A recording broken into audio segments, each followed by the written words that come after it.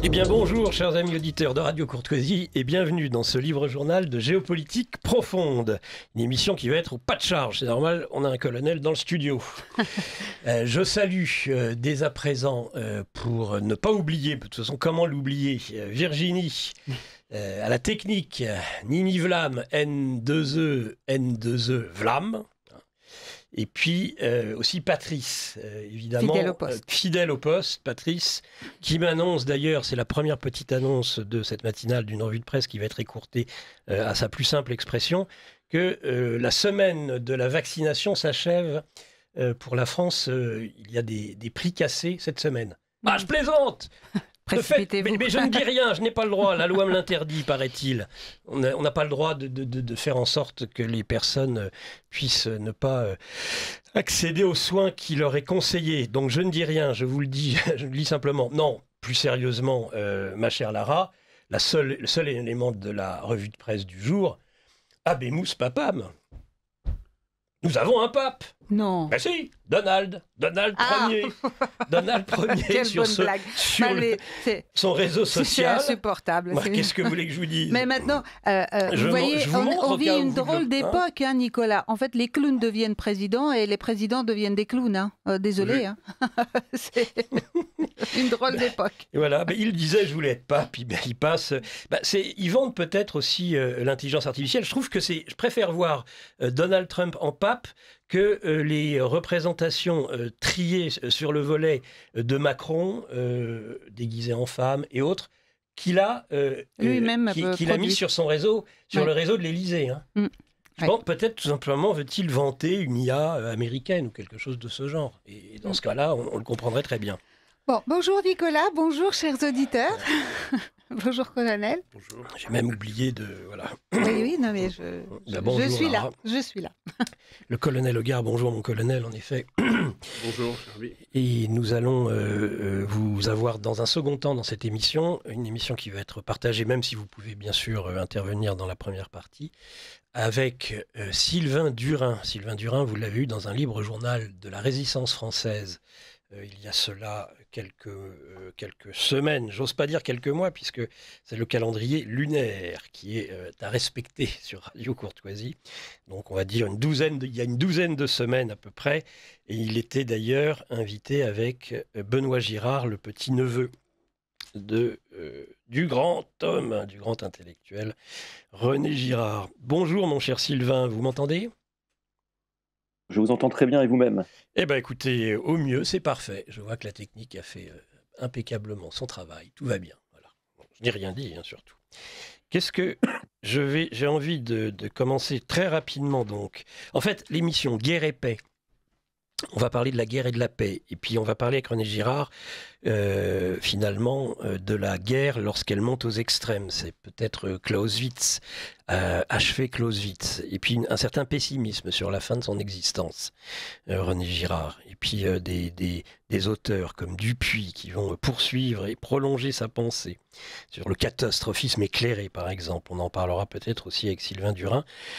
On va passer sur ces grands concepts, sur cette métaphysique, et puis après, dans une seconde partie d'émission, eh bien, nous irons sur l'opérationnel, sur des cas plus pratiques. On va peut-être évoquer avec le colonel Hogard, qui est un ancien parachutiste de la Légion, savoir comment il a ressenti la célébration par Emmanuel Macron le 30 avril à Aubagne, de j'allais dire la victoire. Non, maintenant on ne fait une cérémonie, même si évidemment c'était héroïque, on ne va pas dire le contraire. Campagne de Napoléon au Mexique, 1863, Cameron. Et donc, quelle mouche a piqué Emmanuel Macron d'aller spécialement cette année célébrer à Aubagne avec les légionnaires. On va y revenir. J'ai ma petite idée, et ma petite idée, elle n'est pas très bonne là-dessus, mais bon. Bon, écoutez, Sylvain, mon cher Sylvain, pour ceux qui, ne vous connaîtraient pas, ce serait un tort, mais néanmoins, ça peut toujours arriver. Je vais vous faire quelques rappels vous concernant.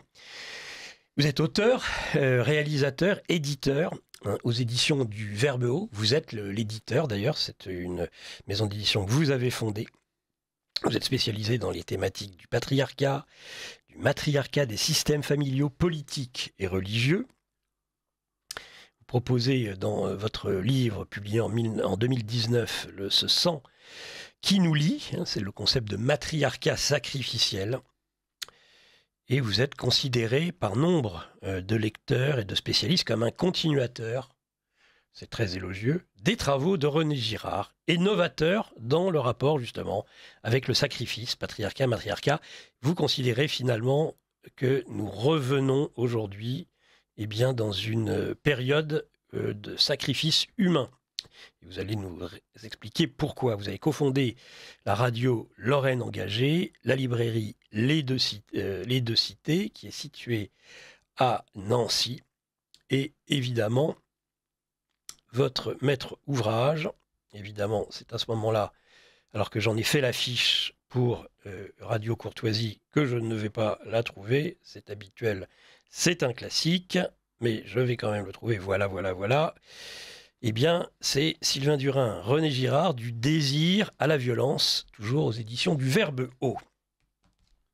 Est-ce que vous pourriez peut-être, Sylvain, commencer sur peut-être la thématique générale plutôt d'une question classique sur René Girard, sur le sacrifice, sur ce que vous considérez être le retour du sacrifice humain. Bon, on sait bien que dans La violence et le sacré, par exemple, René Girard évoque beaucoup cette notion sacrificielle. En quoi notre monde, que l'on pensait structuré par le christianisme, reviendrait aujourd'hui, selon vous, au sacrifice humain? Merci pour la présentation effectivement élogieuse et pour votre invitation. Mes amitiés au colonel également.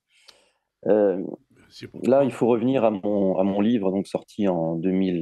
La première version était en 2018, qui s'intitule « Ce sang qui nous lie ». J'essaie d'expliquer que il y avait 3 formes de pères qui construisaient, si vous voulez, une anthropologie pacifiée, ou en tout cas possiblement pacifique, qui est le père dans la famille. Donc il y a 3 niveaux: père dans la famille, père pour la nation et père au ciel. Donc ça, c'est l'architecture anthropologique chrétienne, si on veut. Et quand je faisais mes recherches sur le monde antique et le monde primitif, comme dirait René Girard, je me suis rendu compte que c'était un monde très matriarcal, où le père était manquant ou absent. Je ne vais pas refaire toute une conférence sur le livre. Et je me rendais compte qu'il y avait toujours une forme de violence exacerbée qui arrivait à un moment donné.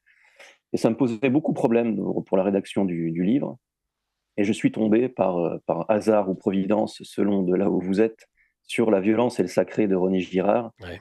Et là, je me suis dit, mais évidemment, c'est bien sûr, même si René Girard ne parle pas de patriarcat ni de matriarcat, eh bien, j'en ai proposé la conclusion suivante, c'est que quand les 3 formes de pères sont absentes ou manquantes, eh bien, soit la communauté va s'entre-dévorer, c'est-à-dire qu'elle va disparaître totalement, soit elle va désigner ce que René Girard appelle un bouc émissaire. Et le bouc émissaire, c'est la pratique du sacrifice humain. Oui. Et aujourd'hui, les 3 formes de pères sont largement manquantes, absentes. Le père dans la famille est largement déconsidéré, voire attaqué. Je ne dirais pas qu'il est anéanti, puisqu'il existe encore dans certaines familles, mais tout de même. Le père pour la nation, eh bien, c'est pas vous que je vais l'apprendre, ça paraît très compliqué avec Emmanuel Macron, qui a plus une figure de fils, qui est plus symboliquement, on va dire, quoi qu'on pense sur les théories de Brigitte Macron, mais qui est au minimum en couple avec symboliquement sa mère, ce qui veut dire beaucoup de choses, hein. C'est quelque chose de très symboliquement très important. Et puis Dieu le Père, dans la République française et même dans l'Europe de l'Ouest en tout cas, eh bien, est largement déconsidéré également.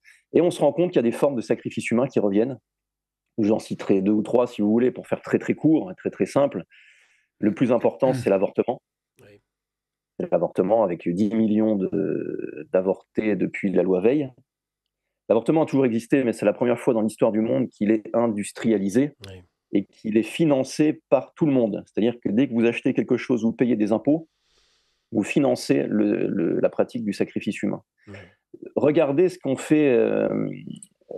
j'ai oublié le nom des deux femmes politiques. Panot et puis... Panot et Aubry. Voilà. Aubry. Regardez ce qu'elles ont fait en Pologne. Elles sont allées en Pologne avec des pilules abortives. Ouais. Eh bien, elles ont prouvé par A plus B ce qu'est le matriarcat sacrificiel. Elles sont allées proposer pour elles le bien, c'est-à-dire le bien commun, qui est la destruction des enfants européens, tout en pouvant pleurer, et de manière légitime pour moi d'ailleurs, sur des enfants palestiniens. il y a deux mondes comme ça qui s'affrontent et qui sont agrégés dans le même mouvement. Oui. Mais je ne vais pas faire de digression là-dessus. Prenons un deuxième exemple. Faites comme vous l'entendez. Prenons un deuxième exemple. Moi, j'appelle les attentats, ce qu'on appelle des attentats islamistes, j'appelle ça des pratiques sacrificielles. De manière inconsciente, comme nous l'a expliqué René Girard, c'est-à-dire que les sacrifices humains sont souvent pratiqués de manière inconsciente de la part des sacrificateurs. Mais même si vous écoutez les survivants, ceux qui ne se sont pas fait sauter, ou même si vous les écoutez avant qu'ils se fassent sauter eux-mêmes, ils faisaient ça pour leur Dieu. Ils faisaient ça pour avoir le paradis, pour avoir les 1000 vierges, etc. Et en fait, ce sont des sacrifices humains. Regardez les cibles. Tout ça n'est pas anodin. Charlie Hebdo, le Bataclan, tout ça était très, très cohérent dans une vision sacrificielle. Le professeur Samuel Paty. Voilà. Et le dernier exemple que j'ai proposé dans mon livre sur René Girard, et qui a été depuis, je ne dirais pas validé, mais en tout cas qui a son petit bonhomme de chemin, même aux États-Unis, avec un journaliste dont je ne retrouverai pas le nom aujourd'hui, mais en tout cas tout de suite, mais qui est ce qu'on appelle la transition de genre. J'ai proposé dans mon livre d'utiliser saint Thomas d'Aquin pour comprendre ce qu'on appelle faussement la transition de genre, parce que la transition de genre, ça n'existe pas, c'est de la novlangue. Ce qu'on fait en réalité, c'est qu'on sacrifie l'avenir. J'essaie de m'expliquer très rapidement. Si vous prenez entre guillemets, la dialectique de saint Thomas d'Aquin, vous avez la puissance et l'acte. La puissance, c'est quelque chose, par exemple, si on prend le baptême de Clovis, pour la France, on peut dire que la France n'existe pas encore, mais la France est en puissance. Le baptême de Clovis est le premier acte posé pour arriver à l'acte final de la réalisation de la France. Pour un corps humain, c'est exactement la même chose. Un petit garçon ou une petite fille, si les auditeurs ont des enfants, ils voient bien leurs petits garçons ou leurs petites filles sont des hommes et des femmes, non pas en acte, mais en puissance. Et que va faire ce qu'on appelle la transition de genre? Que vont faire les psys avec les médicaments, avec les coupeurs de puberté? Eh bien, en fait, ils vont tuer l'acte. Et quand vous tuez l'acte, eh bien, vous pratiquez une sorte de sacrifice humain, qui est un sacrifice humain très, très pervers, parce qu'il ne va pas, en tout cas directement, vers la mort physique totale. Mais vous tuez, si vous voulez, l'avenir, et vous tuez l'acte et le futur homme et la future femme que serait ce petit garçon ou cet adolescent ou cette adolescente. Et si vous suivez un peu, parce que maintenant on a un peu de recul dans les pays anglo-saxons, si vous suivez un peu les gens qui ont, comme ils le pensent, changé de sexe, mais en fait ils n'ont pas changé de sexe, ils ont sacrifié leur maternité ou leur acte, comme je viens de l'expliquer. Alors il y a beaucoup de regrets, bien entendu, ça c'est une chose, mais il y a beaucoup de suicides. Donc c'est peut-être même un sacrifice humain, si vous voulez, à temporalité relative. C'est-à-dire que le sacrifice est posé de manière chirurgicale.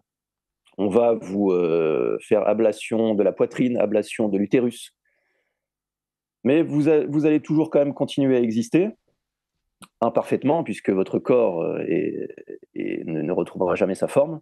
Mais peut-être que dans 10 ans, peut-être que dans 20 ans, eh bien, vous allez vous-même finir le travail. Et ça, c'est vraiment une forme de sacrifice humain qui est unique dans l'histoire de l'humanité.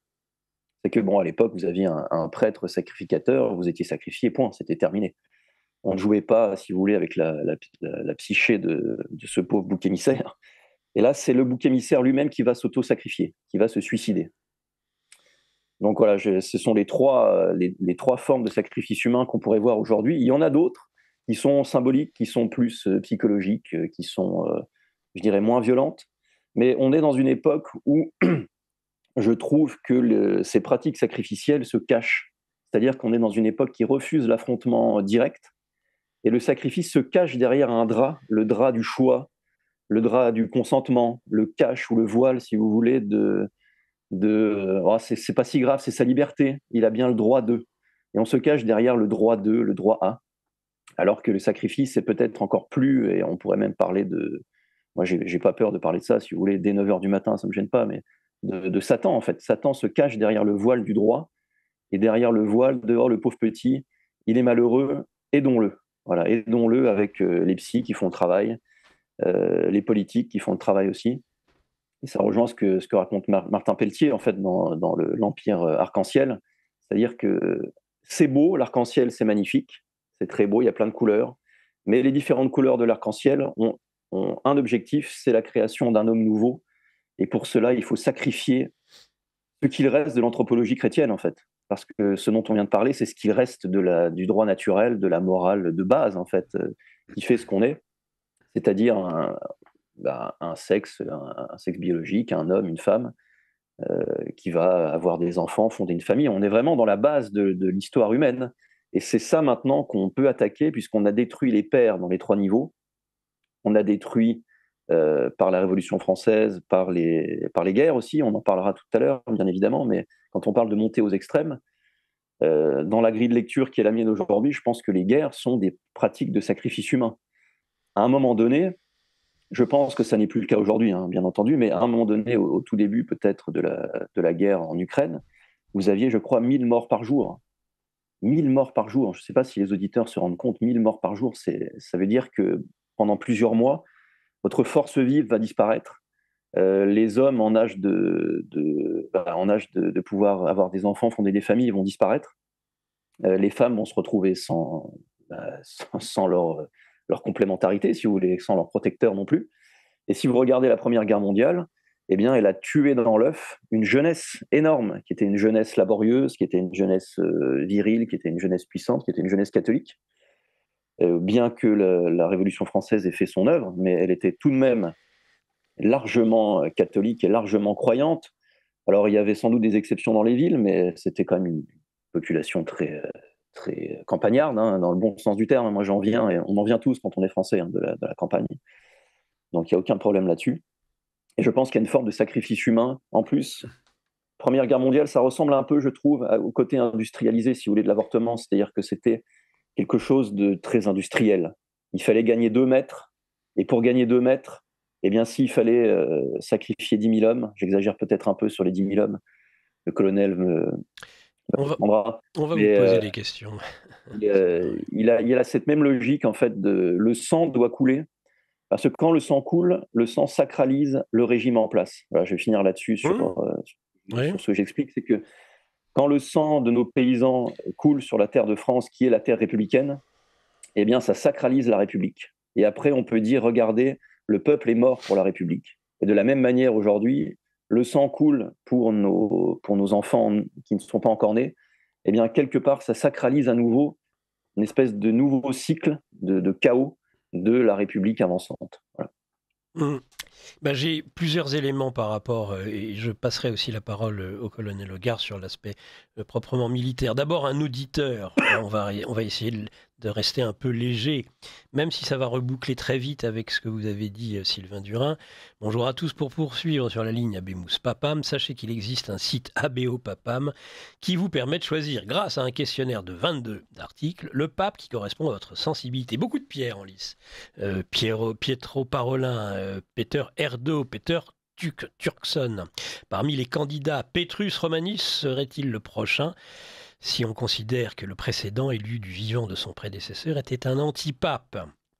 On rappelle les Malachie, Malachie et la prophétie sur Pierre le Romain. Rappelons que pape est à l'origine le vocatif de papas, le terme affectueux, pour dire père, justement, en grec. Et nous avons eu en effet un antipape. Ce que m'inspire ce que vous avez dit, c'est plusieurs éléments. Déjà, le premier, l'Église catholique ne condamne pas la guerre, Sylvain Durin. Non, tout à fait, mais si vous voulez, il y a la guerre juste. Là, oui. Il y a Saint-Augustin et Saint-Thomas qui en ont... Pourquoi elle n'est pas sacrificielle, celle-ci? L'Église ne peut pas. On en avait parlé la dernière fois, mais par exemple, si vous prenez les croisades, qui sont des guerres justes, même si certaines sont sans doute à discuter, leur objectif n'est pas la prise d'un territoire, l'extermination d'un ennemi. Il n'y a pas la désignation d'un bouc émissaire, il y a la libération de la Terre Sainte. Si vous voulez, ça peut paraître étrange pour une personne qui n'a pas la foi, qui n'est pas croyante, qui est vraiment dans le laïcisme à la française, à la républicaine. Mais si vous vous battez pour celui qui s'est sacrifié pour vous, vous n'êtes plus dans un processus de sacrifice antique. Vous voulez remettre en place le sacrifice de Dieu qui s'est sacrifié pour les hommes. Ça peut, et j'ai bien conscience, ça peut paraître de la dialectique un peu fumeuse. Non, pas tant que ça. Mais je pourrais débattre avec mais c'est la bonne réponse. Un laïc qui, mais je pourrais comprendre que ce soit difficile à intégrer. Mais si vous voulez, il y a deux anthropologies qui se font face. Il y a celle qui se base sur le sacrifice de Dieu, c'est-à-dire le christianisme, qu'on soit croyant ou pas d'ailleurs, a inventé la chose suivante, c'est que Dieu, pour la première fois dans l'histoire de l'humanité, s'est sacrifié une bonne fois pour toutes et une dernière fois pour le salut des hommes. C'est ça. En lui laissant le libre arbitre et en lui permettant quelque part de fauter. Mais par la confession, vous retrouvez et vous retournez dans cette anthropologie. Et en face, il y a l'anthropologie, je dirais satanique, mais vous pouvez dire autre chose, antique ou ce que vous voulez, ou païenne, voilà, qui est basée sur le sacrifice, soit de faux dieux, mais en général, si vous creusez, c'est le sacrifice de l'homme pour l'homme. C'est-à-dire que, comme l'expliquait René Girard, dans une communauté, dans une entreprise même, dans un clan humain, quand la hiérarchie disparaît, quand elle n'est plus vraiment légitime, il va y avoir ce qu'il appelle une indifférenciation des rôles et une crise sacrificielle. Et vous allez sacrifier un être humain, vous n'allez pas vous dire, sauf si vous êtes dans une anthropologie chrétienne, mais à ce moment-là, la hiérarchie ne serait toujours légitime et ne serait pas en crise. Eh bien, vous allez choisir d'expulser un collègue, par exemple, si vous êtes dans une entreprise. Vous allez choisir d'expulser le boiteux dans les mythologies. Vous allez choisir d'expulser celui qui est un petit peu à l'écart du groupe, le chef, par exemple, qui a une très belle figure, très belle entre guillemets, bien entendu, qu'on s'entende, qui est une très belle figure de bouc émissaire, parce qu'il est à la fois comme nous, c'est-à-dire qu'il est dans notre clan, mais il est sur un piédestal, il est un peu différent, donc on va le sacrifier. On sait que dans l'Europe païenne, quand le chef perdait trop de guerre, quand il y avait des problèmes de fertilité, quand les moissons étaient mauvaises, on déposait souvent le chef sur l'autel du sacrifice. D'ailleurs, en Irlande, par exemple, pour donner un exemple concret, les chefs de tribus étaient l'époux des déesses. Il y avait une déesse qui s'appelait la déesse Moeb, qui était l'épouse plus d'une dizaine de chefs de tribus irlandaises. Quand ces chefs perdaient une guerre, on les déposait sur l'autel du sacrifice, c'était à la hache. Les Irlandais y allaient à la hache, c'était des coups de hache. Et la souveraineté du pouvoir qui était incarnée dans cette personne, dans ce chef, remontait à la déesse. Et par un processus électoral, ça doit nous parler aujourd'hui, en fait, quand je parle d'un retour au sacrifice, ces choses doivent résonner en nous. Par un processus électoral, je le répète, on désignait un nouveau chef, qui serait chef pour un certain temps. C'était à la fois quelque chose de très glorieux, mais à la fois quelque chose de très sacrificiel, puisque ce chef-là, ayant participé au meurtre de l'ancien chef, savait très bien que lui aussi, potentiellement, pourrait être sacrifié. Donc on retourne dans Vous remarquerez d'ailleurs, Sylvain, juste une petite incise qui me fait toujours rire, c'est tous ces ex qu'on appelle les ex. Ils n'ont pas compris qu'ils ont été sacrifiés quand ils ont été battus et qu'ils n'ont plus aucune chance de revenir. Et ils sont nombreux, les ex, les Giscard, aujourd'hui les Hollande ou les Sarkozy, qui espèrent. Mais on leur signifie par tous les moyens que non, c'est terminé, ils sont morts. C'est vrai, tout à fait.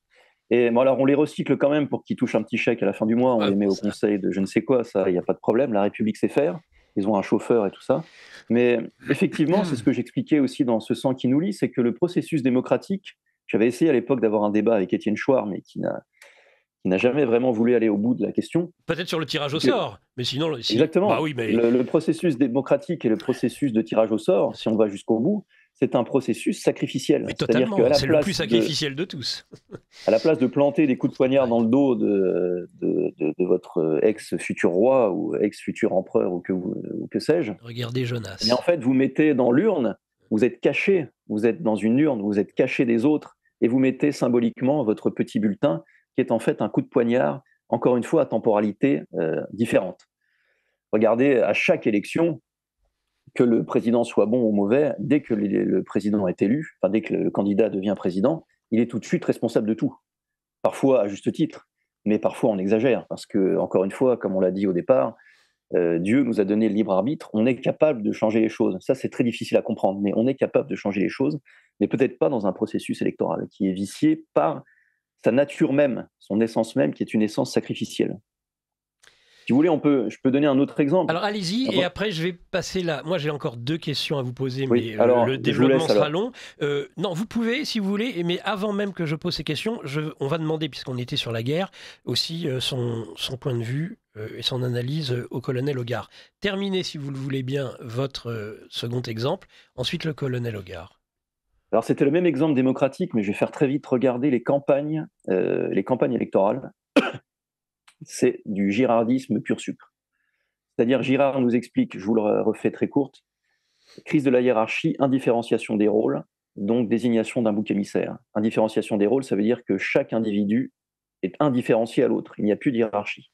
Prenez les campagnes électorales, que vous soyez spécialisé, que vous soyez un militaire, que vous soyez un projectionniste, un éditeur, un auteur, un journaliste, comme mon père, un mineur de sel, vous avez tous vos spécialités, vous avez tous quelque chose à dire. Il ne s'agit pas de dire que vous devez vous taire, mais vous êtes tous mis sur le même plan pour tous les sujets.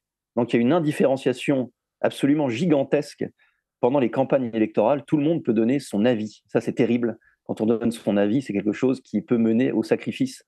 Parce que quand on doit parler publiquement, on ne doit pas donner son avis, on doit donner le résultat d'un travail. On a tous un avis, on peut après aller boire un café ensemble, on aura des avis, on va s'amuser.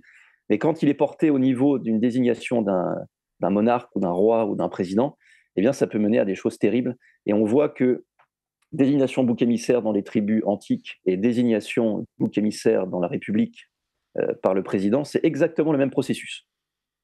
Et je m'arrête là. Colonel Hogar, sur la guerre, le sacrifice... Non, écoutez, moi, d'abord, je viens de passer un moment passionnant à écouter Sylvain Durand. Donc, merci beaucoup parce que, en fait, vous m'avez clarifié des tas de notions que j'ai plus ou moins en moi-même, mais sans les avoir aussi clairement formulées. Donc, merci beaucoup et je crois que je vais me précipiter sur votre livre. Vous pouvez sur ces livres, parce que ces livres, ça commence mais avec. J'ai bien compris. Il y a au moins 2 livres qui ont fait référence dans votre discussion. Et moi, j'ai été passionné à vous écouter. Et alors, je retiens l'anthropologie chrétienne, les 3 pères, etc. Enfin, tout ça, je le sais, mais vous le formulez de manière extrêmement claire. Je pense que vous devriez beaucoup plus parler et faire connaître tout ça, parce que je pense que on a une médiocrité intellectuelle autour de nous qui est immense, qui est colossale en fait aujourd'hui, et qui fait qu'on en est à la situation dans laquelle nous sommes, et qui est dramatique à mon gré. Hein. Alors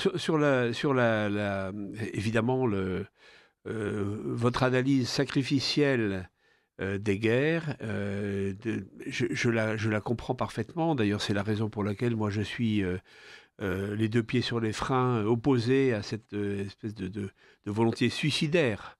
Alors, vous l'appelez sacrificielle, moi je l'appelais jusqu'à présent suicidaire, mais vous avez raison. Au fond, on est dans le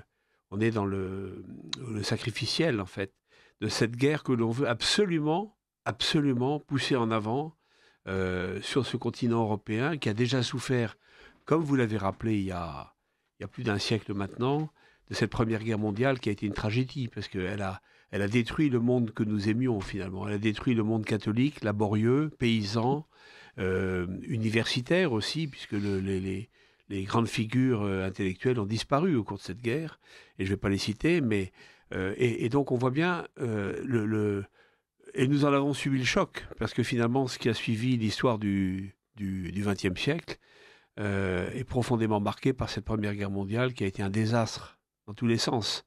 La vieille Europe, finalement, s'est auto-détruite sur des bases qui étaient complètement fabriquées, finalement, qui étaient complètement et futiles, à mon avis. Voilà. Donc, je comprends parfaitement tout ce que vous nous avez dit, je le partage. Merci parce que vous m'aidez à clarifier ma propre conception et élocution des choses. Sur la guerre elle-même, c'est une tragédie, c'est toujours une tragédie. Vous avez parlé des guerres justes, oui, on a parlé, Saint-Augustin, Saint-Thomas ont expliqué ce qu'ils en pensaient. Il y a un livre plus récent, beaucoup plus récent, qui est d'un de mes camarades, qui est François-Régis Le Grillet. Je ne sais pas si ce livre vous dit quelque chose, je n'ai pas le titre en tête, mais ça ferait un bon invité, cher Nicolas Sequer, parce que je pense que c'est un garçon qui est plus jeune que moi. Je suis un ami de son père, en fait, au départ, mais je suis plutôt plus près de son père que de lui, son père était général et un homme remarquable. Mais François-Régis Le Grillet est un garçon qui a été expulsé, on va dire les choses comme ça, de l'armée française, pour s'être indigné comme commandant de l'artillerie française au Levant. Il y a maintenant déjà 2 ou 3 ans, ou 4 ans, ça va très vite, de la frappe d'artillerie aveugle, un peu à l'américaine, sur les populations, qu'elles soient civiles, militaires, ou réputées hostiles ou pas, peu importe. Mais cette espèce de façon de neutraliser le terrain, de saturer le terrain d'obus d'artillerie, ça l'a choqué profondément parce que c'est en opposition avec la philosophie même de nos armées, l'ancienne philosophie de nos armées qui consistait à respecter l'adversaire d'abord et à éviter les dommages collatéraux sur les populations civiles. Alors il a écrit à l'époque un article dans la revue de défense nationale et ça lui a valu une sanction. Alors que le même chef d'état-major des armées à l'époque, le général Lecointre, venait d'encourager les officiers à restituer ce qu'ils avaient vécu sur le terrain de manière claire et franche. Il l'a fait, il a été sanctionné, il a donc dû quitter l'armée comme colonel lui aussi, mais c'est plutôt un titre à mon avis, de gloire ou d'estime en tout cas, et voilà. Donc je recommande aussi cet ouvrage parce que j'ai pas son titre exact en tête, mais ce sera facile à retrouver. C'est finalement le sens de la guerre, en fait. Redonnez-moi, pendant que vous terminez, sur peut-être l'esprit de sacrifice, colonel, et je vais chercher tout de suite. Oui, non, alors attendez, juste ça va être plus simple, vous allez juste me donner le nom de la personne. Le Grillet, François-Régis Le Grillet, Legrier, qu'on trouve facilement sur Internet. Allez-y, je continue peut-être sur l'esprit de sacrifice et puis du soldat. Est-ce que alors le soldat catholique, justement, une auditrice, alors tout arrive en même temps, merci Patrice. Auditrice, pourquoi l'Église ne condamne-t-elle pas la guerre? Tuer pendant une guerre relèverait du bien commun. Est-ce que le soldat, avec cet esprit de sacrifice, il a l'impression de se sacrifier comme la divinité a pu se sacrifier? Je pense qu'en fait, si vous voulez, il y a une confusion des esprits aujourd'hui qui est faramineuse. Hein. Donc, encore une fois, merci à tous ceux qui peuvent la dissiper, cette confusion des esprits. Si tu veux la paix, prépare la guerre. Oui, c'est ça. Via Romana, 2018. Oui, c'est ça. François-Régis. Je crois qu'il en a écrit un ou deux autres, d'ailleurs, sur ces questions.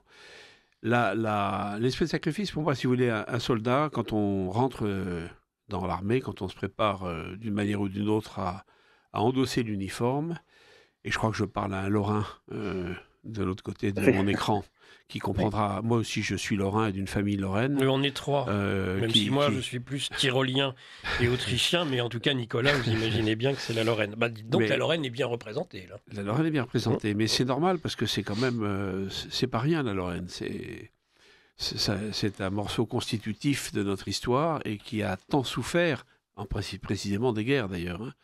Mais moi j'appartiens à une famille justement où on a cette espèce d'esprit... cette vocation militaire, il faut employer le mot vocation, parce que je crois que c'est un mot juste, et qui englobe cet esprit de sacrifice. Oui, quand vous choisissez de faire Saint-Cyr, vous admettez que vous puissiez donner votre vie pour la France, pour la patrie, pour une notion supérieure. Alors dans ma famille, c'est pas pour la République.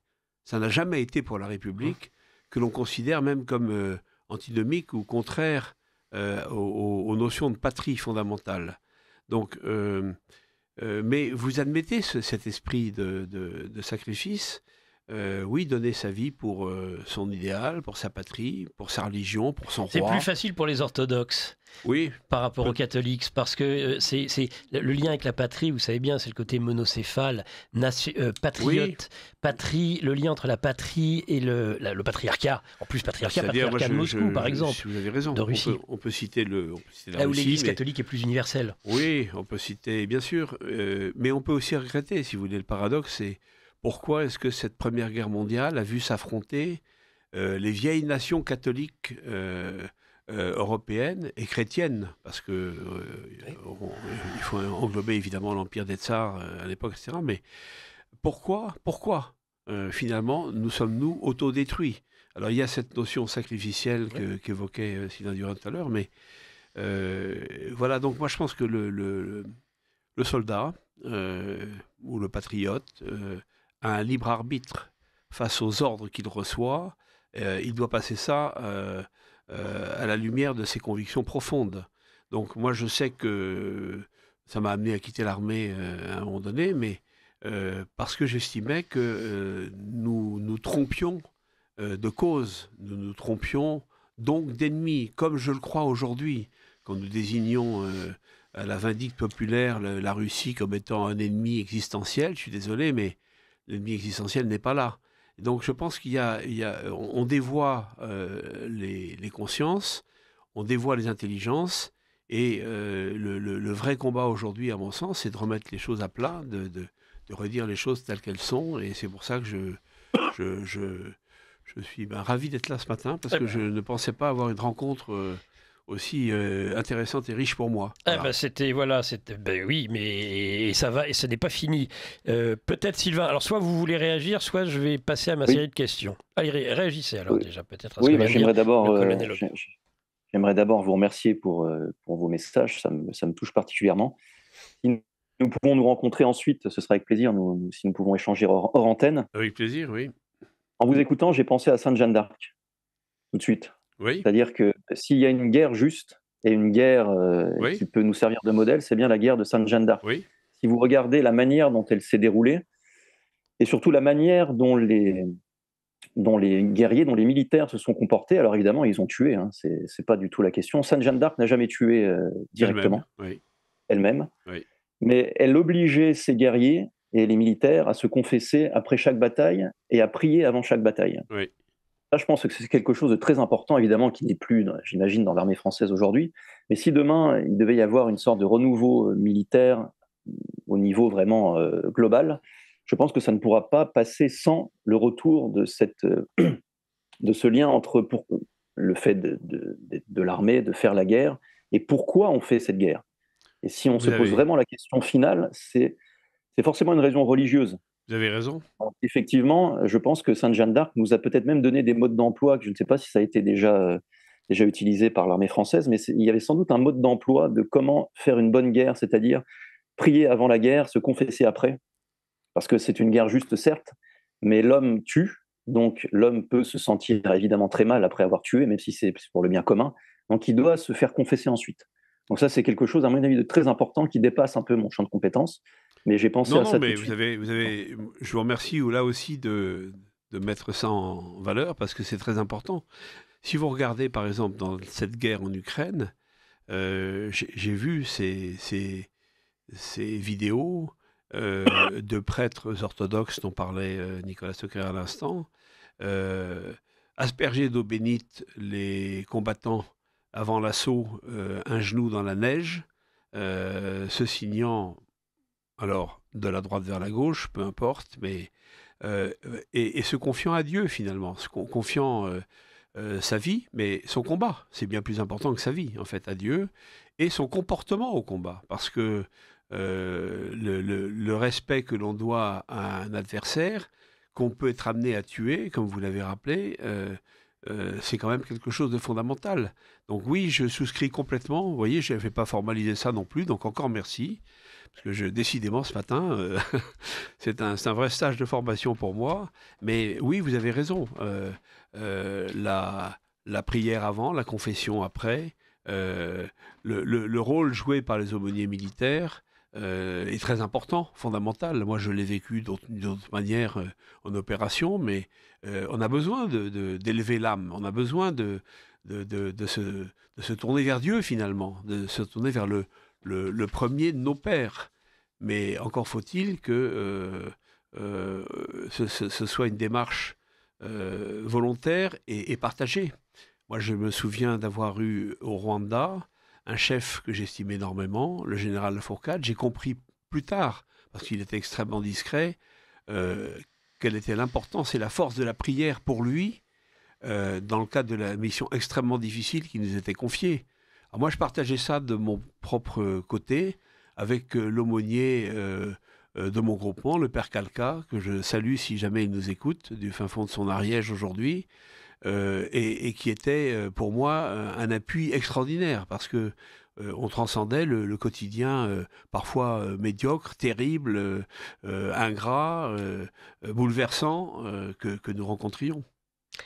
Merci, colonel. Je pense que cette émission ne se passe pas comme je l'avais imaginé, et c'est très bien. On va continuer comme ça parce que le colonel Hoguard a beaucoup de choses à dire. Sylvain, vous allez rester un petit peu plus longtemps. Je rappelle, parce que finalement, je me suis rendu compte que, pensant plutôt avoir une conversation avec le colonel Hoguard en deuxième partie, je ne l'ai pas présenté ses principaux ouvrages. Donc je rappelle quand même que le colonel Hoguard, il a été pendant plus de 26 ans, voilà, un officier supérieur français, ancien parachutiste de la Légion étrangère. Les trois grands ouvrages principaux, nous avons déjà fait 2 des 3 émissions sur géopolitique profonde. Vous avez des émissions d'1h30 du Monde réel avec le colonel Hoguard, l'un sur le Rwanda. Et le livre sur ce sujet, c'est Les larmes de l'honneur, 60 jours dans la tourmente du Rwanda, édition Hugo et compagnie, en 2005. Et puis le livre sur Pristina, l'Europe est morte à Pristina, c'est la guerre au Kosovo, Hugo et compagnie, 2014. Et puis le dernier ouvrage, dont évidemment nous pouvons continuer à lire les développements actuellement, La guerre en Ukraine, regard critique sur les causes d'une tragédie, toujours Hugo et compagnie. Et je vois Virginie qui a raison, nous conseille le Bobino. Vous êtes dans le livre journal de géopolitique profonde et nous sommes en compagnie de Sylvain Durin et du colonel Hoguard, Sylvain Durin, qui est un spécialiste, un continuateur de la pensée de René Girard, et le colonel Hoguard que l'on ne présente pas sur Radio Courtoisie, ou plus, en tous les cas. Alors, Sylvain, moi, j'aimerais qu'on revienne sur un point évoqué par vous. Il y a des questions d'auditeurs. Vous inquiétez pas, les auditeurs, envoyez vos questions. Elles seront posées aux invités tout à l'heure. Vous parlez de la quantité industrielle du sacrifice, comme si finalement, vous savez très bien de quoi je vais vouloir vous parler. René Girard et son pessimisme foncier considère que la révélation, finalement, va mettre à mal les anciennes institutions sacrificielles qui contenaient la violence dans les 2 sens du mot contenir. Contenir la violence parce que la violence est ainsi limitée, mais violence et le sacré, évidemment, cette violence, elle est inscrite dans ces institutions. En faisant voler tout ça en éclats, vous vous retrouvez avec cette permanente guerre de tous contre tous et la naissance au XXe siècle des totalitarismes, comme si il avait fallu, pour que la parole et la révélation arrivent à ce degré d'apocalypse, en sens révélation, mais au sens destruction aussi, avec les totalitarismes soviétiques ou nazis, à des quantités industrielles de sacrifices. Et c'est ça qui est peut-être le plus inquiétant. Un Satan enchaîné dans les institutions fait du mal, mais un mal relatif. Est-il déchaîné aujourd'hui, justement ? N'est-il pas l'institution elle-même ? C'est vraiment ça la question, en fait. Là, je n'aurai pas la réponse, mais je pose la question qui reste ouverte. J'ai mon avis, pour le coup, sur la question. Mais c'est vrai que René Girard nous parle de béquille sacrificielle. Il nous explique qu'avant la révélation, l'humanité avait une béquille sacrificielle. Pour le pire et pour le meilleur, c'est de sacrifier un être humain pour sortir du chaos et retrouver un ordre. Avec ce côté très paradoxal, c'est que l'ordre qui renaît va automatiquement régénérer un nouveau cycle de chaos. Maintenant, la révélation, et René Girard a raison, mais je pense que René Girard a créé une aporie à laquelle il aurait pu répondre. Et c'est d'ailleurs ce que j'explique dans ma partie un peu critique dans mon livre sur René Girard, dans la dernière partie, en m'appuyant sur Monseigneur Gaume. Et là, il faut vraiment lire Monseigneur Gaume pour ceux qui nous écoutent, et notamment son livre sur le retour du sacrifice humain. C'est-à-dire que la béquille sacrificielle, entre guillemets, le monde catholique, le monde chrétien, il l'a. Il en a même 2, qui s'appellent la Sainte Messe. C'est-à-dire que si vous participez à la Sainte Messe, participer, j'entends, c'est-à-dire pas au sens protestant, au sens vraiment catholique, de participation active, vous ne participez pas simplement à un repas ou à une réunion avec des amis que vous aimez bien, vous participez au renouvellement du sacrifice du Christ. Le sacrifice du Christ était sanglant et vous le renouvelez de manière non sanglante. Le Christ est réellement présent dans l'hostie. Donc ça, c'est comme béquille sacrificielle, vous m'excuserez, mais je pense qu'on peut faire difficilement plus parfait. Et ça, malheureusement, René Girard ne l'a jamais vraiment... je sais qu'à la fin de sa vie, il est revenu Enfin, il n'est pas revenu, il est allé vers le catholicisme traditionnel, mais il n'a jamais vraiment été jusque-là dans ses écrits. Ce qui, pour moi, est un manque, parce que, en réalité, René Girard mène à ce qu'on vient de dire à l'instant. Tout le monde peut récupérer René Girard, la droite, la gauche, les progressistes, il y a même des francs-maçons qui se réclament de René Girard. Mais si vous allez au bout de René Girard sur la question théologique, ou en tout cas anthropologie religieuse, vous allez jusque-là, c'est obligatoire. Et nous avons une deuxième béquille sacrificielle qui permet d'ailleurs la participation à la première, qui est la confession. C'est-à-dire que, évidemment, que le monde est le monde, l'homme est l'homme, il a le libre arbitre, donc il pêche, nous sommes des pêcheurs, etc. Mais nous pouvons, par acte réel de contrition, revenir dans le droit chemin. C'est quelque chose d'exceptionnel. Nous sommes la seule religion qui permet cette chose-là. Saint Thomas disait, alors je ne me souviendrai plus exactement de la citation traduite en français, mais il disait que la confession était un phénomène plus important que la courbe des astres cosmiques. C'est-à-dire que par le péché, vous vous désaxez de la finalité, de votre finalité en tant qu'être humain, c'est-à-dire de retourner à Dieu, vous vous désaxez, vous vous donnez à Satan, et la confession, vous vous donnez à Satan pour toujours. Alors, je parle de péché mortel. Hein. Mais la confession vous ramène à Dieu. C'est quelque chose d'exceptionnel. Et ça, malheureusement, René Girard ne l'a pas écrit dans ses livres. Peut-être par pudeur, parce que j'ai lu son immense biographie de Benoît Chantre, et je pense qu'il y avait une certaine forme de pudeur et une certaine forme de... Il ne se sentait pas légitime, sans doute, pour aller jusque-là. Mais nous avons en réalité la possibilité de ces béquilles sacrificielles encore plus parfaitement qu'avant la Révélation. Là, pour moi, il y avait une grosse erreur dans le premier Girard, de ces livres qui vont jusqu'à l'année 99 avec celui par qui le scandale arrive, je crois. Il faudrait revérifier peut-être si c'est le bon titre ou pas. Après, il change un peu d'idée sur le rôle sacrificiel du christianisme. C'est pas plutôt le livre « Je vais vous révéler des choses cachées depuis la fondation du monde », là où en effet... Alors dans ce livre-là, justement, il est dans l'erreur. Oui, en tout cas, si je suis ce que vous dites et que je ne partage pas entièrement, c'est ça, oui. Voilà, exactement. Ouais. Et donc, on a deux béquilles sacrificielles parfaites, alors qu'à l'époque antique, on n'en avait qu'une très imparfaite, qui était celle de sacrifier un être humain. Là, Dieu s'étant sacrifié pour nous, on peut renouveler ce sacrifice de manière non sanglante et sortir des maux de la société. On rappelle que c'est le père de la théorie mimétique, Girard. Donc c'est par mimétisme, quelque part. Avec le désir mimétique. Ouais. Oui, non, mais c'est vrai qu'il faut bien comprendre une chose, c'est que, encore une fois, pour les non-croyants, ça doit être un peu insupportable, ce que je vous raconte ce matin, mais Dieu a mis en nous cette volonté, ce désir, parce que Dieu veut qu'on l'aime. Dieu a mis en nous ce désir.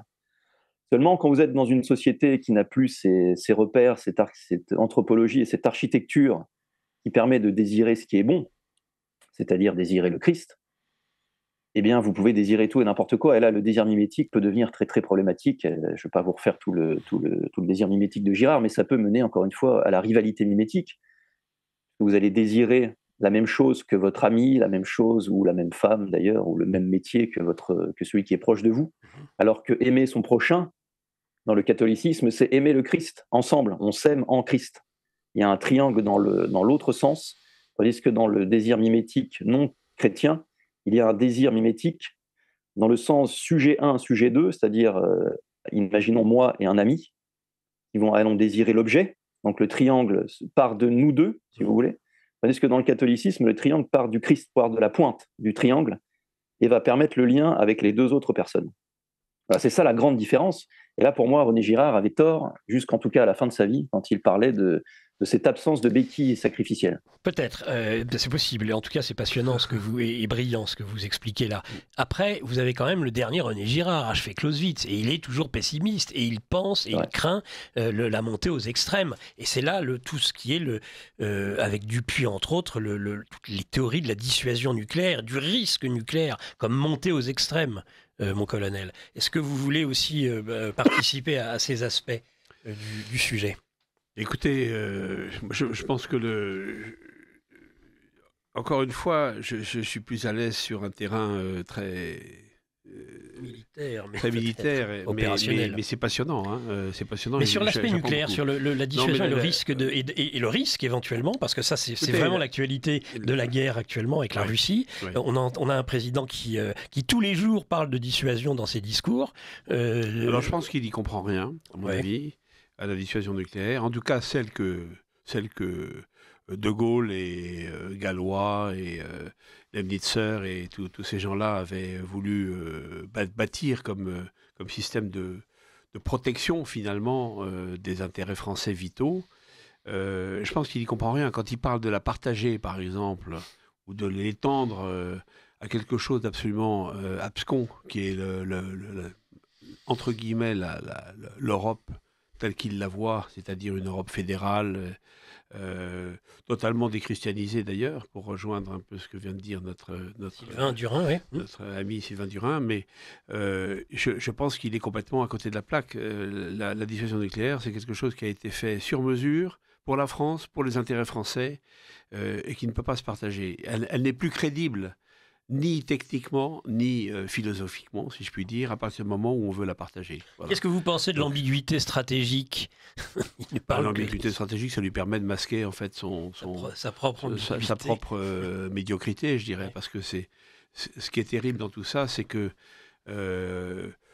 vous parliez d'Aubagne tout à l'heure, on pourra en reparler, mais tout ça, parce qu'il y a des choses derrière évidemment, mais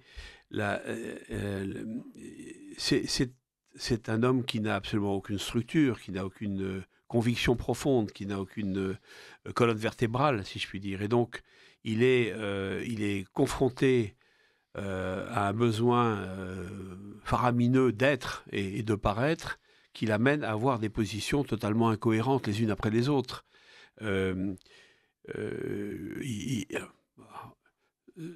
Sans avoir la profondeur et la hauteur des discussions que nous venons d'avoir jusqu'à présent, mais quand il parle de démocratie, il la viole tous les jours. C'est la raison pour laquelle, avec quelques amis, nous avons lancé une résolution citoyenne qui a été déposée au Sénat il y a maintenant quelques jours. Publiée sur le site Place d'Armes. Oui, publiée par le site Place d'Armes, qui a repris en fait la résolution et qui lui a donné encore davantage d'ampleur. Mais le but, c'était quoi? C'est de le mettre devant ses contradictions. Il nous parle de démocratie tous les jours et il est le premier à violer les règles fondamentales de cette République qui m'est à moi assez indifférente par nature, par ailleurs. Il faut que je le reconnaisse. Mais donc c'est bien du Macron. Et tout son problème vient de ce qu'il n'a pas d'idée réelle. Sauf que probablement cet homme a un côté diabolique. Je le crois profondément. Il est amené, et ce besoin de guerre, cette volonté de poursuivre la guerre dramatique, on parlait des pertes tout à l'heure en Ukraine, je pense qu'on a tué une génération ukrainienne d'un côté, russe de l'autre en moins grand nombre et dans des conditions démographiques qui ne sont pas les mêmes que celles de l'Ukraine. Mais aujourd'hui, l'Ukraine est par terre. Je veux dire, on a tué sa jeunesse.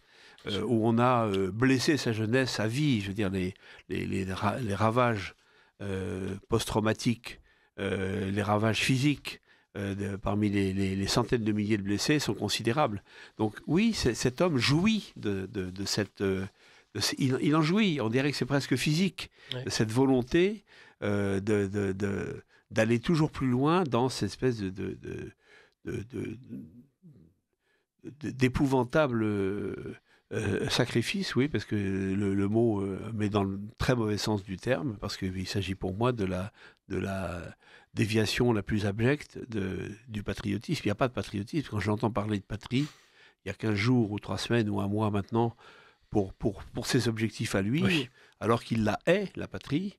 J'en suis c'est le 3 au 4 mars, ça fait pratiquement 2 mois. Oui, 2 mois déjà. Vous vous rendez compte, le temps passe vite. Et quand il va à Aubagne parler d'honneur et de fidélité, si vous voulez, ça me hérisse profondément, comme je pense que ça hérisse la grande majorité de cette confrérie à laquelle j'appartiens, des légionnaires, qu'il a reçus parce que les ordres étaient les suivants, mais Mais je pense que tout ça est profondément... alors, il y a des intérêts derrière. Hein. Il y a l'intérêt de faire parler de lui et de sa petite personne et de se mettre en valeur, etc. Et puis, peut-être, il veut user peut-être de ses légionnaires pour sa guerre. Oui, bien entendu. Et puis en même temps, c'est cette posture guerrière, les mâchoires serrées, le déambulateur un petit peu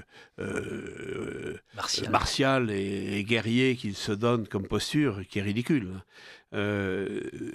C'est une manière c'est une tentative de récup, si je puis dire vulgairement, qui est grossière. Voilà, et je pense que cet homme est imprégné d'une espèce de volonté diabolique d'anéantissement de la patrie, d'anéantissement de la France, de la nation, du peuple. Il l'a montré à travers des étapes différentes. Il y a eu les gilets jaunes, il y a eu le Covid, cette gestion épouvantable du Covid. On connaît maintenant les effets dramatiques de ces campagnes de vaccination forcées, et il ne va pas en rendre compte. Hein. C'est considéré comme acquis, et comme vous le disiez tout à l'heure, on va continuer parce qu'il n'y a pas de raison. Hein. Donc on est là, on a vraiment l'impression d'un programme d'anéantissement des forces vives de la nation, du peuple, dans ce qu'il a de meilleur, et de ce peuple qui est complètement perdu parce qu'il a perdu les réflexes, les repères qui étaient fondamentaux. Donc, je pourrais être... Eh ben justement, mon colonel, et puis ça s'adresse aussi à Sylvain Durin. J'aurais aimé, nous dit cet auditeur, que Sylvain aille un peu plus loin dans ses explications et qu'il explique pourquoi donc, ces entités de l'ombre ont besoin des sacrifices humains sous toutes leurs formes. Je pense que le temps est venu d'aborder ce problème d'un point de vue des énergies, car celles-ci sont la nourriture des démons. Alors avant de répondre, même si je ne pense pas avoir vraiment de réponse à la question, est-ce que je peux revenir sur la dissuasion nucléaire, parce que c'est passionnant. Oui, alors tout ça est passionnant, et sachez que le problème c'est qu'il nous reste même pas 30 minutes, donc il faudra de la concision pour l'un comme pour l'autre. Moi j'essaie de m'effacer le plus possible. Je vais essayer. Allez. Parce qu'effectivement c'est le dernier René Girard qui nous parle de la dissuasion nucléaire, et là on a bien la différence entre la béquille sacrificielle humaine et la béquille sacrificielle divine. Béquille sacrificielle humaine, dissuasion nucléaire, elle comporte en elle-même le bien et le mal. C'est-à-dire qu'elle est à la fois la solution à la paix, enfin la solution à la guerre, qui permet la paix mondiale, mais elle permet en même temps la destruction mondiale. Vous voyez bien ça dans le film de Nolan que je conseille sur Oppenheimer, qui montrait vraiment très très bien, qui est basé sur la biographie d'Oppenheimer.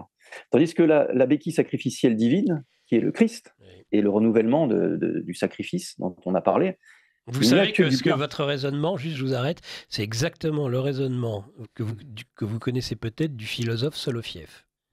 Dans son dernier livre, L'Antéchrist, qui a été écrit en 1900, où il oppose les deux paix, justement, une paix diabolique, ce que vous venez de définir, et la paix de Dieu. Je vous laisse terminer. C'est ce que j'essaie d'expliquer dans la conclusion de mon livre sur René Girard, c'est-à-dire que si nous allons vers la paix humaine, cette paix humaine sera par essence, c'est très paradoxal, sera par essence la même chose que la guerre totale humaine. Et ça, ça peut être très compliqué à expliquer. Par écrit, ce sera plus simple pour les gens qui veulent me lire, qui me feront l'honneur de me lire. Mais comment dire, si vous voulez, le fait de vouloir établir une sorte de paradis terrestre sans guerre par la création d'une machine, c'est forcément voué à l'échec. C'est forcément voué à l'échec parce que le bien sur Terre, ça n'existe pas.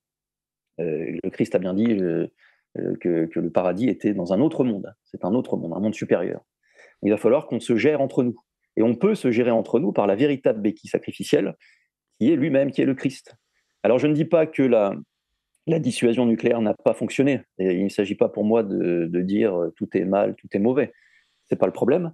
Mais il faut qu'on ait conscience de ce paradoxe-là. C'est-à-dire que si demain on nous dit, par exemple, le transhumanisme, ce sera, parce qu'on nous le dira un jour, ça j'en suis quasiment persuadé, hein, l'IA jusqu'au bout, le transhumanisme jusqu'au bout, ça fera qu'on sera tous un peu pareils, on sera tous, il y aura une indifférenciation totale, plus de race, plus de sexe, plus de mal, plus de volonté, plus rien. Eh bien, ce sera la paix totale. Eh bien, il faut qu'on ait conscience d'une chose, c'est que mécaniquement, si cette paix n'est qu'humaine, et technique, en plus, ça ressemble vraiment à la dissuasion nucléaire dans l'aspect technologique, eh bien, elle sera potentiellement, et peut-être le transhumanisme le sera plus rapidement, la possibilité de la destruction humaine. Il y a ce paradoxe dans la béquille sacrificielle humaine. Voilà. Je m'arrête là, sinon ça sera trop long. Non, mais c'est très intéressant. Moi, simplement, ce que je veux dire, c'est pour revenir. Alors, je redescends quelques marches, mais la dissuasion nucléaire, telle qu'elle a été pratiquée, nous a quand même permis de connaître quelques décennies de paix, mais de paix relative, je suis d'accord avec vous, de paix humaine, de paix imparfaite, qui ne nous a pas empêché de dégringoler dans tous les sens du terme, car nous dégringolons de décennie en décennie, il faut regarder les choses comme elles sont, avec la déchristianisation en profondeur de notre pays, notre civilisation. Ça n'a pas commencé en 1945, ça avait commencé bien avant. Pour moi, ça a commencé, on peut parler du siècle des Lumières, mais on peut parler de l'apothéose avec la Révolution française, puis 1905, etc. Mais ça, c'est mes convictions profondes. Mais voilà. Alors, la dissuasion nucléaire imparfaite, c'est quand même une notion française et technique qui nous permettait de vivre en paix plus ou moins, bon an, mal an, etc., mais qui n'épargne pas les vrais problèmes de fond que vous avez parfaitement définis. Voilà, ça c'est vrai. Et en fait, la seule vraie manière de reconquérir la paix, c'est bien de rechristianiser ce qui peut être rechristianisé aujourd'hui, c'est-à-dire d'abord nous-mêmes, à commencer par nos individus, nos personnes, nos petites personnes, et ensuite, je sais que je vais choquer encore plein de gens mais je ne peux pas cacher ma foi non plus, mais je pense qu'on a besoin de reciviliser notre société qui est complètement en voie d'ensauvagement, il faut dire les choses comme elles sont. Alors le christianisme est pour moi la référence dans le domaine de la paix des âmes, de la paix des consciences et de la paix des personnes. Donc bien sûr, je suis d'accord avec vous, mais je suis quelques marches en dessous dans mon raisonnement concret. Vous avez tout à fait raison. Voilà. Et si vous regardez, maintenant que ça ne fonctionne plus, parce que la guerre est revenue, la bombe est déifiée. Oui. Elle est déifiée. Oui. C'est-à-dire qu'on nous la présente comme une espèce de déesse qui va nous ce qu'elle n'est pas, sauver. Ce qu'elle n'est pas, parce que entre les mains d'un fou, elle peut donner quelque chose d'épouvantable. On le sait depuis le début. C'est la violence externalisée, explique on le sait très bien depuis le début. Donc vous avez raison. Mais cette impression d'avoir extériorisé, d'avoir externalisé la violence, en quelque sorte, en se disant, cette violence absolue, en la sortant, en quelque sorte, on va se préserver, ce qui n'est pas le cas. Ce qui n'est pas le cas. Et ce qui est très inquiétant, c'est de voir, comme vous le disiez tout à l'heure très justement, l'institution elle-même est diabolisée aujourd'hui. Elle est en proie à un certain nombre de dérèglements profonds qui font qu'on peut être légitimement inquiet. Alors non, on a d'autres choses qui nous transcendent et qui nous donnent l'espérance, mais c'est vrai qu'on est, à vue humaine, on est quand même... passez-moi l'expression, mal parti. On est dans un système. Moi, je suis inquiet pour mes petits-enfants aujourd'hui. Oui. Très profondément inquiet. Dans tous les domaines. Ceux que vous avez évoqués d'ailleurs remarquablement au début de l'émission. Un auditeur, l'absence des pères représentant la loi à la limite du père et aussi des pères, PAIRS, a des conséquences nombreuses, notamment en matière de violence et de délinquance. La première partie, Jean-Pierre, de la question est passionnante. Je la transférerai à Sylvain, j'y répondrai aussi. Mais là, sinon, on va aller trop loin et on n'aura pas fini si on commence à parler du Tikkun Olam. Sylvain Durin, seriez-vous inspiré, j'en doute, par Joseph de Maistre, Les Trois Pères, notion sur le sacrifice? Non, j'ai beaucoup lu Joseph de Maistre, qui m'a sans doute inspiré. Ah, quand même s'il est franc-maçon. Bon, vous savez, je sais lire à peu près tout le monde en me détachant, j'espère en tout cas au maximum de ce qui doit être détaché. Vous avez raison. Il y a pas tout n'est pas bon dans Joseph de Maistre, loin de là. Qu'on soit bien clair. On est d'accord aussi. Oui. L'absence du père dans la famille et des deux autres pères vous semble-t-il pouvoir expliquer la tendance de nos sociétés vers le transgenre et l'homosexualité? Ça, c'est le premier élément de la question. À propos du mimétisme, quid des enfants élevés justement par 2 hommes ou 2 femmes, cordialement? Je peux répondre très rapidement. Oui, très rapidement. Très rapidement, parce que j'ai eu la discussion avec un psy qui est devenu un ami, que je salue, qui s'appelle Frédéric. Il faut bien prendre conscience d'une chose: si le père est absent, si le père est manquant, l'enfant, potentiellement, pourra, par réaction quasiment de rivalité mimétique, se tourner quasiment naturellement vers l'homosexualité.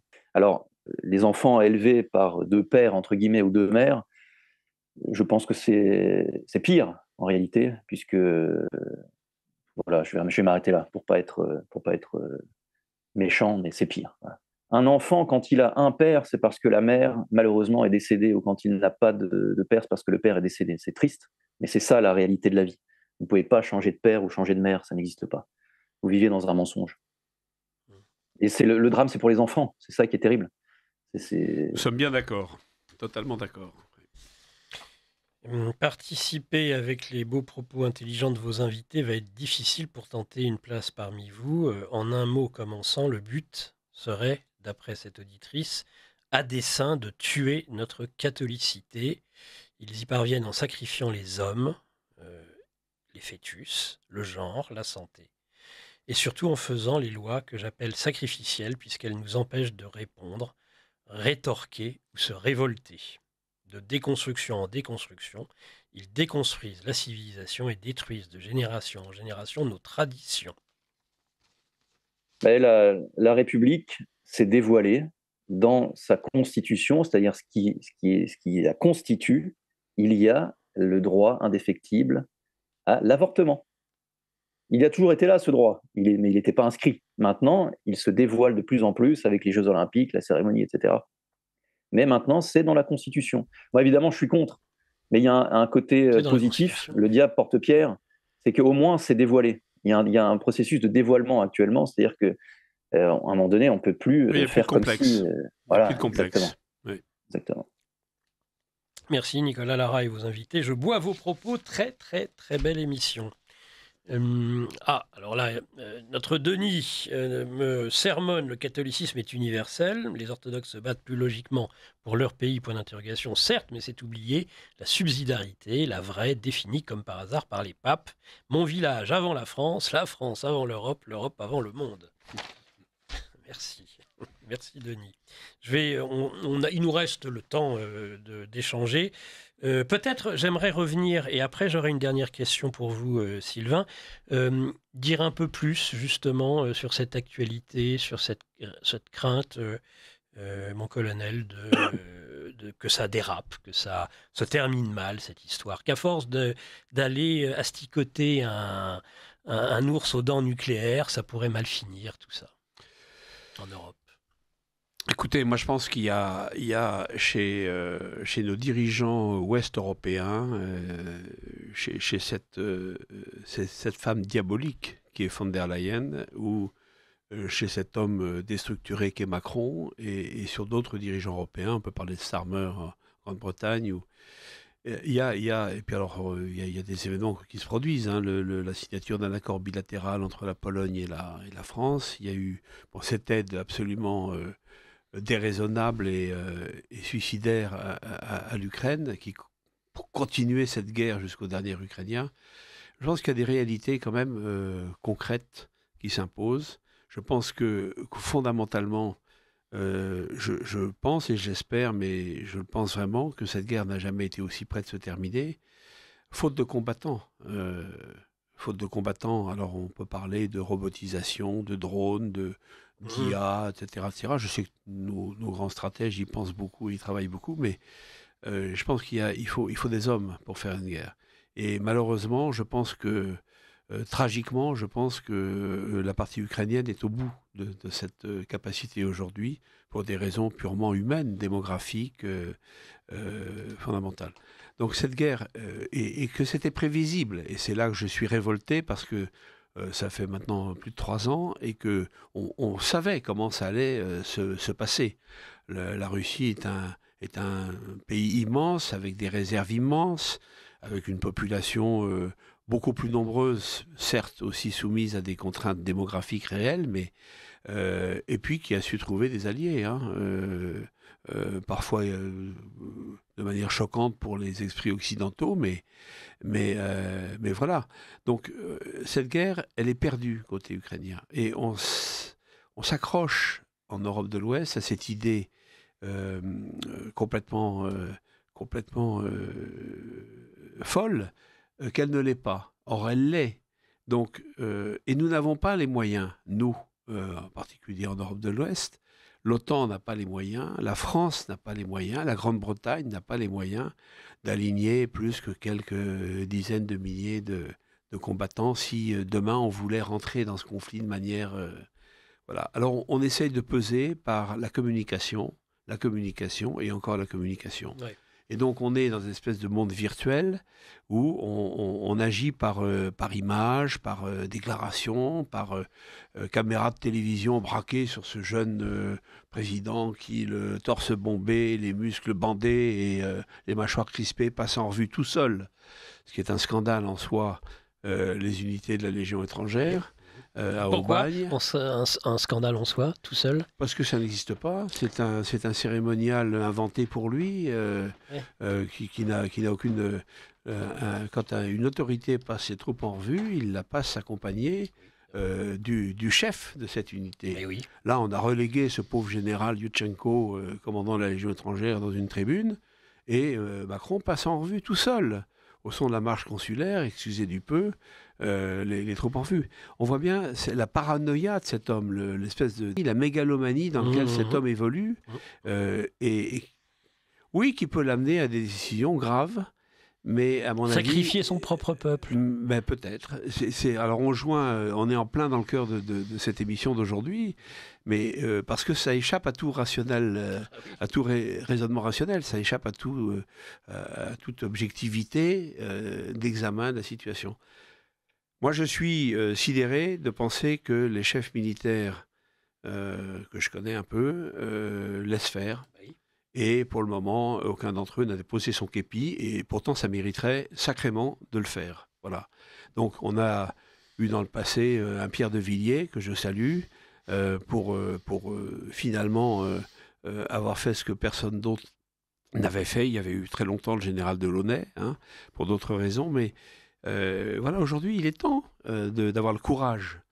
Quand j'entends un ancien chef d'état-major des armées dire... je suis acquis totalement, physiquement, intellectuellement à la personne du président Macron, je dis cet homme est complètement à côté de la plaque. Je ne vais pas le citer parce que je suis charitable, mais je suis scandalisé en fait. Je suis scandalisé. Moi, dans ma famille lorraine de tradition, soldat de père en fils, on ne m'a jamais appris ça. On m'a appris au contraire qu'un chef militaire qui se respecte est capable de dire non aux autorités politiques et d'y laisser sa carrière. La carrière, on n'en a rien à faire. Il vaut mieux sacrifier sa carrière à sa vocation que l'inverse. Hein, voilà. Donc, je pense qu'il faut rappeler ces choses-là parce que les gens ont besoin de le savoir. On a des jeunes officiers supérieurs formidables. Moi, j'en connais un bon nombre aujourd'hui qui ont pris contact grâce aux livres, grâce à vos émissions, etc., par les réseaux sociaux. Je peux vous dire qu'il y a une grande majorité de cette armée qui n'est pas du tout d'accord avec tout ce qui est en train de se passer. C'est important ce que vous dites. Hein. C'est très important, mais c'est normal puisque ce sont des gens qui ont été formés dans nos écoles militaires, qui sont pas parfaite, hein, mais où on a appris ce que c'est que la valeur du patriotisme, la valeur, le sens de l'autre, le sens de l'humain, le sens de la vérité, etc. Donc voilà.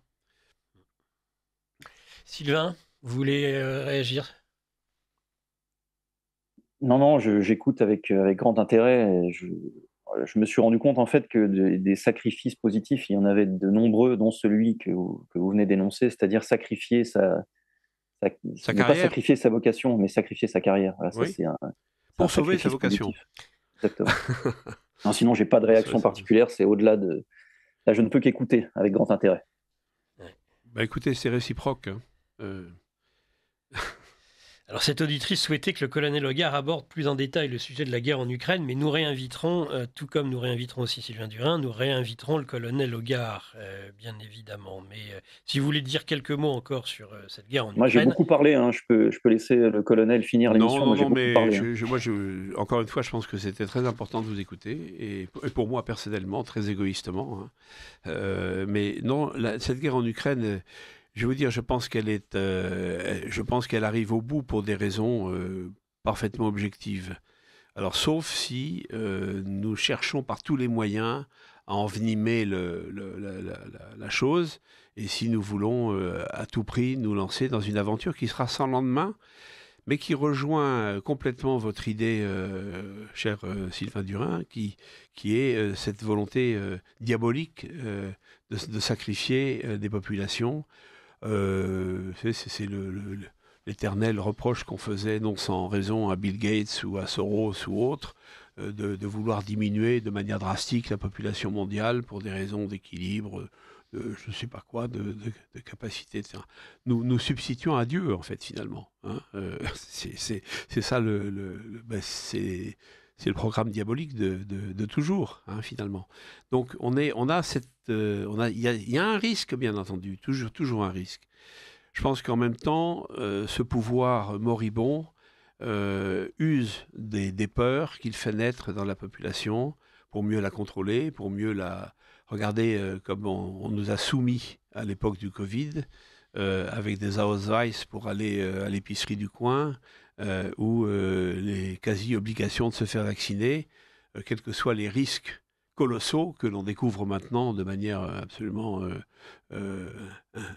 indubitable. Donc, je pense qu'il y a il y a quelque chose de diabolique qu'il nous faut dénoncer, qu'il nous faut sans relâche, qu'il nous faut dire et proclamer pour que nos concitoyens, les gens qui ont du bon sens finalement, puissent progresser et se dire mais on est en train de se faire mener par... Alors je crois que c'est le cas, parce que si vous regardez les réseaux sociaux sur tous ces thèmes aujourd'hui, on parlait de Cameron, là. Regardez, France 3 a fait un reportage remarquable de la cérémonie de Cameron le 30 avril à Aubagne, du début jusqu'à la fin. Mais regardez les commentaires sur YouTube. C'est très intéressant. Oui. Parce que vous voyez que beaucoup de nos compatriotes, alors dedans il y a de tout, il y a des légionnaires, des anciens légionnaires, des militaires, des civils, des intellectuels, des pas intellectuels, des paysans, des ouvriers. Mais regardez les réactions des gens, leurs commentaires. Alors certains sont un petit peu directs, sans prendre beaucoup de précautions en termes de choix de termes, etc. Mais c'est très intéressant, parce que ça exprime une colère grandissante, montante, du peuple français, dans ce qu'il a, à mon avis, de plus représentatif, sa diversité, c'est les milieux différents, les origines sociales différentes, les formations différentes, les métiers différents, mais qui montrent un certain retour à certains besoins d'ordre naturel. Je ne dis pas encore d'ordre spirituel, mais de besoins d'ordre naturel qui s'imposent. Voilà, je crois, vraiment. Sylvain Durin. Alors, vous savez qu'aujourd'hui, je crois que c'est aujourd'hui, j'ai dans ma ville de Nancy Emmanuel Macron, hein, qui vient signer le traité avec la Pologne. Oui. Et et en fait, quand je vous ai entendu, en fait, il mime quelque chose qu'il n'est pas. Oui. Quand vous avez dit qu'il passait en revue, je ne savais pas qu'il n'avait pas le droit de le faire. Mais en réalité, il mime un rôle qu'il n'a pas. Il est dans un processus mimétique absolument incroyable, ce jeune garçon. Je l'appelle jeune garçon parce en fait, il se comporte comme un jeune garçon. C'est un adolescent. Voilà, c'est un adolescent. Et là, il va se mettre à Nancy. Je crois qu'ils vont au Palais Ducal.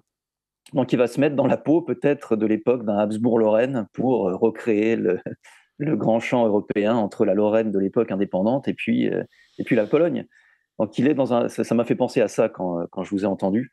Et sinon, maintenant, j'ai rien d'autre à dire à part l'importance, je trouve, des drones dans le processus sacrificiel, parce que c'est comme ça que je l'avais analysé, en tout cas, c'est que le drone, déshumanisant l'acte guerrier, eh bien, il y a quasiment un aspect presque divin inversé, c'est-à-dire que quand vous voyez, vous avez vu ça aussi, des vidéos d'Ukrainiens ou de Russes qui essaient de se cacher, le drone les retrouve et les tue. Là, je pense qu'on est au-delà de la guerre. Là. On est dans autre chose. Il faut trouver un autre mot. Je ne sais pas ce que ça peut être, mais on est dans quelque chose de quasiment religieux pour moi. Oui, vous avez raison. Ça m'a fait penser à ça quand on n'est plus dans le monde, on est dans l'immonde. Hein. On rappelle qu'il y a un lien entre le mot var et le mot world. C'est la même racine, la guerre et le monde. Et là, on est dans l'immonde. C'est facile de dévoyer tout ça, parce qu'au départ, le drone, c'est un élément très important pour le renseignement. Le renseignement...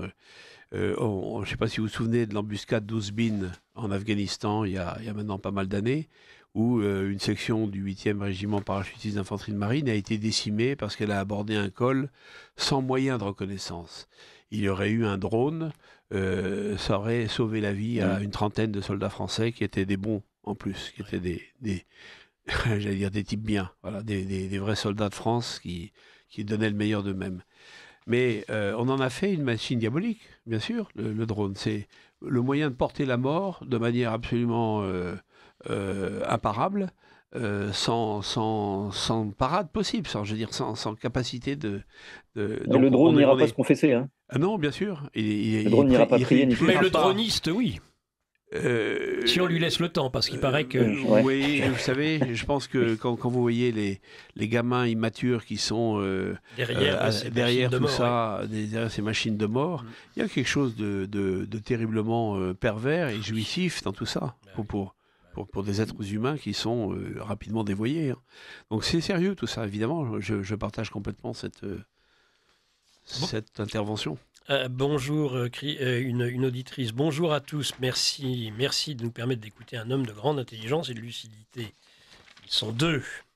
Très belle émission. Tout ce que vous dites est écrit dans le livre Covidisme et Messianisme de Youssef Indy. Une auditrice. J'ai toujours vu les Américains afficher une volonté de dominer le monde. À mon avis, la guerre entre l'Ukraine et la Russie est plutôt une guerre entre la Russie et les États-Unis. Oui, bien sûr. Bien sûr, ça aussi, on oublie de le dire. C'est pour ça que voir la manière dont Trump se comporte aujourd'hui, je dirais pas m'amuse, parce que c'est vraiment pas le mot, mais m'intéresse, parce qu'en fait, c'est une manière pour les États-Unis de mettre un terme à cette guerre qu'ils ont eux-mêmes déclarée il y a maintenant des années et des années, parce qu'on dit 2014, mais en fait, ça a commencé bien avant. Ouais. Elle a commencé dès l'effondrement de l'Union soviétique, et en particulier dès la première révolution orange en 2004 en Ukraine. Oui, les États-Unis sont derrière cette guerre. Ce sont eux qui ont déclenché, voulu, préparé, provoqué cette guerre, bien sûr. Alors vous savez qu'il reste à peine 4 minutes, le temps déjà de vous remercier l'un comme l'autre, Sylvain Durin et colonel Jacques Hoggard. Le quatrain de Michel Dumas qui est arrivé, et bien sûr que je vais le lire. Il fait référence d'ailleurs à l'émission de la semaine dernière avec Christian Combaz, Campagnol. Il me semble, Léon, que l'histoire bégaye. Bon pour le sacrifice hétéro, queer et gay. Tous hachés en tranchées, malgré faction des gays. Adieu, foi et raison, qu'Église nous les gays. Vous avez une annonce, je crois, Lara. Oui, j'ai une annonce. C'est en fait le régiment d'Immortels partira à 13h de la place de la République. En France, là. Hein. En France, hein, je parle. Donc on est sur le 8 mai. Ou le 9. Ah. Le 8 mai. Pas le 9 mai à Moscou. Non, le 8 mai, ce sont les commémorations, les célébrations en France. Et donc, le régiment d'Immortels partira à 13h de la place de la République en direction du Père-Lachaise. Donc, soyez nombreux. C'est important parce qu'il y a de moins en moins de vétérans vivants, mais leur œuvre doit perdurer à travers les photos. Cette mémoire, elle doit rester vive et immortelle. Qu'est-ce que, peut-être un dernier mot, colonel Hoggard, et peut-être Sylvain, qu'est-ce que vous inspire cette marche des immortels que l'on doit à la Russie le 9 mai? Moi, je trouve que c'est un juste hommage qui est rendu aux combattants qui ont donné leur vie ou leur santé physique et qui le portent jusqu'à leur mort. Donc, je pense que c'est un juste hommage. Là, on est dans le patriotisme, l'expression du patriotisme la plus simple et directe, je veux dire. Et puis, alors, je pense qu'en ces temps de frénésie guerrière, je pense que c'est bon de rappeler physiquement aux gens ce que c'est que la guerre et les traces qu'elle laisse. Voilà. Je ne suis pas un pacifiste, hein, c'est pas ça. Mais je pense qu'il faut beaucoup de sagesse dans le maniement de ces rhétoriques. De ces thèmes qui sont aujourd'hui très, très dévoyés, je trouve. Rappel des pères et des grands-pères, Sylvain Durin. Oui, totalement. Oui. Moi, je tiens à vous remercier de l'organisation de cette émission parce que je trouve qu'on a abordé des sujets qui sont peu abordés et qui sont essentiels. Sont essentiels. Et il faut rendre hommage. Merci beaucoup. Il faut rendre hommage à nos combattants, nos anciens combattants. Et il faut, là, je vais faire du très terre à terre, mais j'y suis parfois obligé. Il faut aussi soutenir les combattants actuels, c'est-à-dire nous tous. Et nous sommes tous attaqués à notre petit niveau. Moi, vous savez, j'avais perdu mon poste à l'université. Enfin, économiquement, on sera tous attaqués. Et moi, je lance un appel à nos auditeurs, c'est-à-dire que si vous voulez nous soutenir, il faut lire nos livres. Nos livres sont disponibles quand même un peu partout. Je le dis rarement, j'aime pas faire ça, mais là, je suis obligé de me forcer parce que les temps sont durs pour tout le monde. Il est clair que ni moi ni d'autres ne seront jamais embauchés plus nulle part parce qu'on critique de manière incisive, en tout cas j'espère du mieux possible, un système qui est satanique. Donc lisez nos livres. Moi, sachez que pour les auditeurs, pour les commandes d'aujourd'hui, je dédicacerai les livres que vous prendrez sur le site de la maison d'édition. Voilà, c'est ce que je m'engage à faire ça pour la journée, pour ceux qui nous écoutent. Alors, et qui prendront rappel de votre... Et là, c'est vraiment terminé. Alors, édition du verbeo.fr, et vous avez tous nos livres, y compris le côté libraire. Je dédicacerai donc mes livres avec un immense plaisir. Dont René Girard, du désir à la violence. Pour continuer.